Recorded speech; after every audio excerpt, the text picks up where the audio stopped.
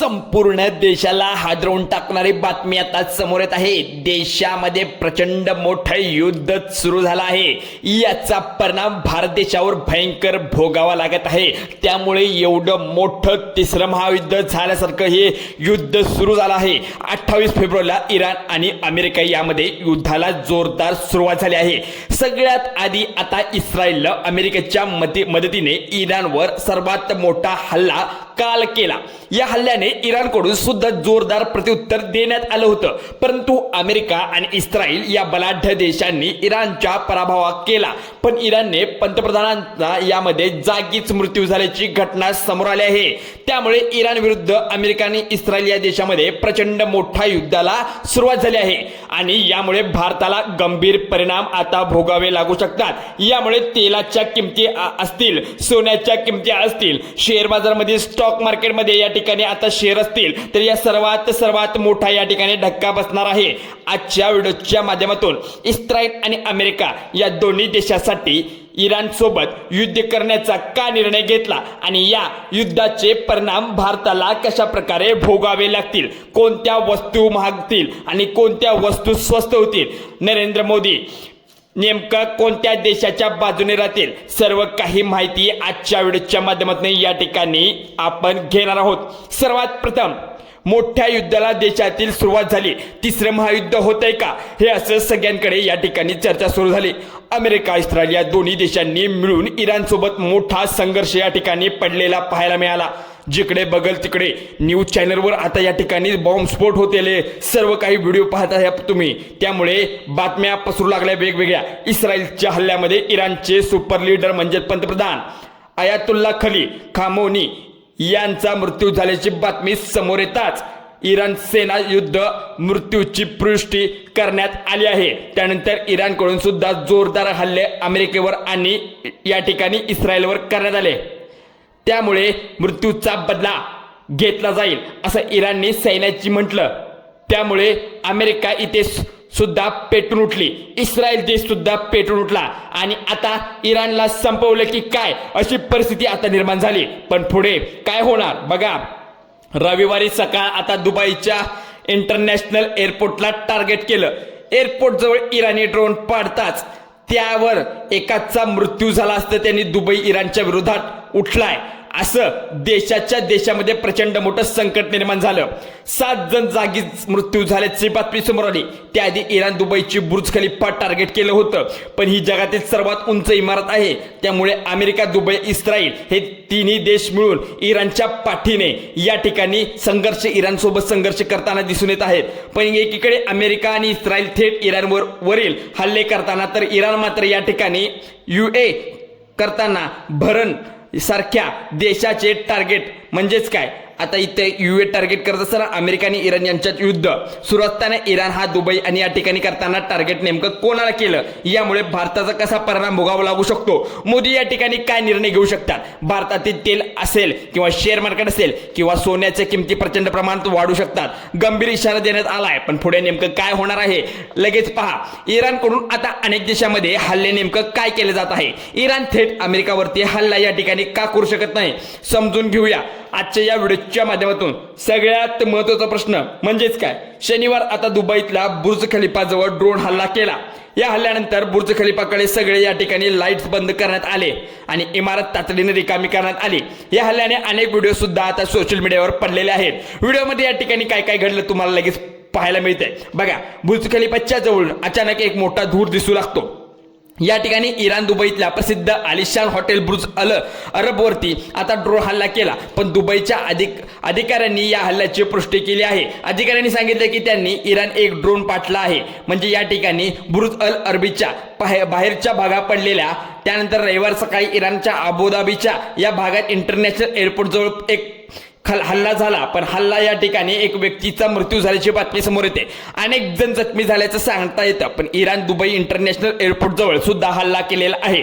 हल्ल्यानंतर UAEच्या एअरपोर्ट जे आहे तातडीने ते बंद करायला सांगितलं आहे. जगभरात अनेक विमानं उड्डाणवरती आहेत, कारण युद्ध एअरपोर्ट हे जगातल्या सगळ्यात व्यस्त आणि मोठ्या विमानापैकी एक मानलं जात आहे. आपल्या मुंबई विमानतळावर जे काही आता बाहेरच्या देशात या ठिकाणी विमान आता जाणार होते ते सुद्धा फ्लाईट या ठिकाणी रद्द करण्यात आलेले आहे.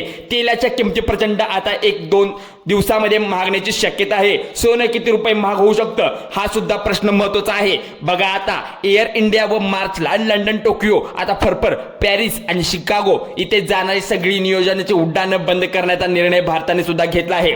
सर्व देशात घेतलेला आहे. यासोबत डीजीसी यांना विमान कंपन्यांना मिडल ईस्ट मधल्या 11 देशांच्या एअरस्पेसमधून दूर राहायला सध्या सांगितलं आहे. मग बॉम्ब त्या ठिकाणी पडू शकतो आणि विमानांना धोका असू शकतो. पण अशा आता या ठिकाणी अशी अफवा पसरली आहे, इराण, दुबई आणि कितर राजधानी यावरती जोरदार मिसाईल हल्ले केले, त्यामुळे परिस्थिती निर्माण झाल्याचं सांगण्यात येत आहे. पण त्या संदर्भात असं म्हटलं की हे युद्ध जोरात सुरू झालं आहे. या ठिकाणी मिटवण्याचा मार्ग एकही दिसत नाही. पण अमेरिकेने केलेला हल्ला त्यामध्ये आता इराण पंतप्रधान गो यांचा मृत्यू झाल्याचं आपल्याला दिसून येते.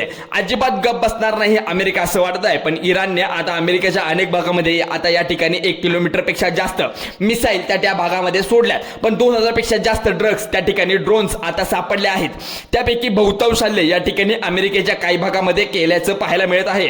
हे युद्ध आता इस्रायल अमेरिका विरुद्ध इराण असं ठरलेलं आहे. इराण व दुबई आता शहरावरती एक हल्ला करतोय आणि आपण या ठिकाणी समजून घ्यायला बघायला पाहिजे की इराण टार्गेटवरती आता नेमकं दुबई का आहे, तसेच अमेरिका टार्गेटवरती का आहे आणि इस्रायल सोबत का भांडण करतोय. बघा सगळ्यात महत्त्वाचं, अमेरिकेने तब्बल 40 ते 50 हजार सैनिक तैनात केले आहेत. मागच्या काही वर्षात अमेरिकेने इथल्या सैनिकांची संख्या चांगलीच या ठिकाणी आता वाढवली आहे. पण महत्त्वाचं म्हणजे अमेरिकेचे हे सगळे आता एअरबेसेस इराणच्या आजूबाजूच्या देशाला पूर्णपणे कब्जा करत असल्याचं पाहायला मिळतंय. पण एक प्रकारे एअरबेसच्या माध्यमातून आता अमेरिकेने इराणला सगळ्या बाजूने घेरलंय. मग आता पुढे काय होणार? इराणला संपवणार का? आणि इराण जर संपलं तर आता या ठिकाणी तेल उत्पादक होतं का? पेट्रोल असेल, डिझेल असेल, कोणता तेल, त्यामुळे तेलाच्या किमती वाढू शकतात का? भारतातील तेल जर वाढलं तर भारताची अर्थव्यवस्था ढासळण्याची शक्यता आहे. मग भारतावर याचा काय परिणाम होऊ शकतो? तसेच इराण सध्या मिडल ईस्ट मधल्या ज्या देशावरती हल्ला करत आहे ते देश अमेरिकेचे मित्र आहेत. सौदी अरेबिया असेल, अमेरिका असेल, अत्यंत जवळचे संबंध आहेत. सौदी अरेबिया भागातील अमेरिकांना सगळ्यात जवळचं मानलं जातं. त्यामुळे या देशावरती कतार देश, बहरी देश, UAE या देशाची सुद्धा अमेरिकेने घनिष्ठ संबंध आहेत. खरं तर अमेरिकेने इथं पाहिलं, अमेरिकाचा जो या ठिकाणी डोनाल्ड ट्रम्प यांनी सांगितल्याप्रमाणे इथं बघू शकता देशाच्या संरक्षणाची जबाबदारी पूर्णपणे घेतली आहे. अमेरिकेला या देशाकडनं तेल हवं आहे. अमेरिकेने या देशात असं म्हटलं की तेलाच्या बदल्यात आम्ही तुमच्या संरक्षणाची जबाबदारी घेऊ. तेव्हापासून या देशातील अमेरिका तिथे एअरबेसेस उभा करण्याची आता परवानगी दिली आहे.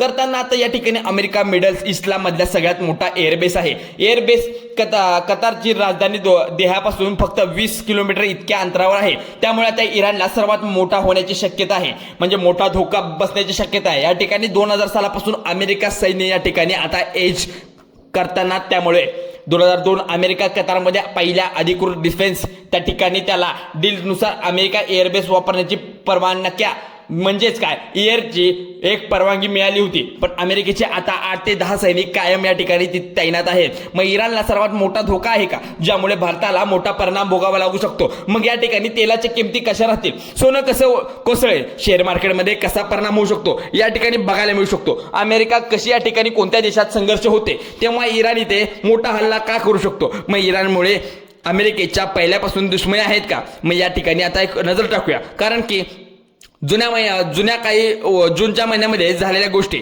इराण आणि अमेरिकेत जेव्हा संघर्ष झाला होता त्यावेळी इराणनं याच एक बेसवरती हल्ला केला होता. कतार देशामध्ये मिडल ईस्टच्या UAEच्या सुद्धा अमेरिकेचा मोठा आता एअरबेस आहे. आता या ठिकाणी अदापरा आणि एअरबेसच्या या 2 नाव आहेत. म्हणजे एअरबेस आणि UAEची राजधानी आबाधोबीची दक्षिणेला आणि अमेरिकेची असणारा या एअरफोर्स म्हणून काम करतात. या ठिकाणी अमेरिकेचे जवळपास 3000 सैनिक हे या ठिकाणी कायम तैनात असतात. पण अलाद पारचे लोकेशन असं आहे की इथून पार्शनल आकात, ओमानचा आकात आणि या दोन्हीवरती आता लक्ष अमेरिकेने ठेवलेलं आहे. या ठिकाणी स्टेट ऑफ द हॅमरिज कडून या ठिकाणी हल्ला होण्याची शक्यता आहे। त्यामुळे यावरती अमेरिकेकडून कंट्रोल राहत आहे। स्टेट ऑफ हॉर्मझला ॲक्सेस मिळाला आहे। त्यामुळे अमेरिकेसाठी हा प्रचंड महत्त्वाचा आता भाग्य मिळू शकतं, म्हणजे भाग्य म्हणू शकता, कारण की इराणकडून मिडल ईस्टच्या आणखीन एक देशाला टार्गेट केलं आहे। देशामध्ये बहरीन आणि बहरीनमध्ये अमेरिकन सैन्याची उपस्थिती त्या ठिकाणी पोहोचली आहे। अमेरिकेच्या सैन्याची आता या ठिकाणी इराणच्या पंतप्रधानाला बरोबर गेम करून मारलं, पण त्या म्हणलं जातं। त्यामुळे अमेरिकेकडून आता एकूण 3 बेसेस तयार करण्यात आले आहेत। बेसेसवरती अमेरिका जवळपास 13,000 सैनिक तैनात झाले आहेत। अमेल कुवेत मधला अमेरिकेचा महत्त्वाचा या ठिकाणी भाग असतो। इराकच्या बॉर्डरपासून 40 किलोमीटर अंतरावर या ठिकाणी काळात रसद पोहोचण्यासाठी आता ऑपरेशन राबवण्यासाठी एक बेस महत्त्वाचा आहे। मिडल ईस्टमध्ये युद्ध भडकलेला आहे, पण एअरबेसमध्ये सैन्याची आणि या ठिकाणी शस्त्रांची वेगवान मदत पुरवली जाते। पण अमेरिका तसेच आणखीन एक ठिकाणी सौदी अरेबिया सुद्धा हे सैन्य आता जोरात तैनात झाले आहे। मग सौदी अरेबिया अमेरिका प्रिन्स सुलतान नावाचा एक अरेबियन सौदी अरेबिया राजधानी रियाद पासून 60 किलोमीटर अंतरावर आहे। पण 2024च्या किडा वाचनुसार जवळपास 2300 अमेरिकन सैनिक इथे तैनात आहेत। पण यमन मधून युती बंडखोरा रोखण्यासाठी याचं एअरबेस आता वापरू शकत आहेत। त्यामुळे आता युद्ध झाल्यानंतर इराण सौदी अरेबिया सुद्धा टार्गेट या ठिकाणी केलेला आहे। खरं तर या सगळ्या संघर्षाला या ठिकाणी आता सुद्धा किनारा आहे। मिडल ईस्टमध्ये इराण हा सगळ्यात मोठा शील बहुदेश आहे आणि आजूबाजूला सगळेच आता देश आहेत, जसे की सौदी अरेबिया, कतार, बहीर या ठिकाणी देश आहेत। त्यामुळे इराणच्या त्यांच्याशी कायमचा वाद असतो। या वादामुळे अमेरिकेने सुन्नी बहु देशांना आता बाजू या ठिकाणी केल्याचं पाहायला मिळतं। त्यामुळे अमेरिका आणि इराण यांना संघर्ष जोरदार असल्याचं पाहायला मिळतंय। यामुळे आता भारतातील तेलाच्या किमती अतिशय शेअर मार्केटमध्ये शेअर असतील तर या ठिकाणी सगळ्यात महत्त्वाचं म्हणजे सोन्याची किंमत गगनाला भिडण्याची शक्यता पुन्हा एकदा आहे। मग नेमकं काय होतंय, कसला अंदाज कुठं निघतो, अंदाज कोणी सांगू शकत नाही। काय होणार, आणखीन युद्ध वाढू शकेल की थांबेल, यामध्ये खूप काही आपल्याला पाहायला मिळणार आहे। त्यामुळे आता डोळे मिटू नका, लक्ष फक्त तुमच्या शेअर मार्केट आणि सोन्यावर ठेवा, कारण कधी दर वाढू शकतो, कधी पडू शकतो, सांगता येत नाही। त्यामुळे लक्ष ठेवून पहा। हा व्हिडिओ नक्की तुमच्या मित्रपरिवारामध्ये शेअर करा, जेणेकरून सगळ्यांना कळेल सोन्याचा रेट, शेअर मार्केटचा रेट काय होऊ शकेल। चला तर व्हिडिओ आवडल्यास लाईक करा, शेअर करा, सबस्क्राईब करायला विसरू नका। जय हिंद, जय महाराष्ट्र।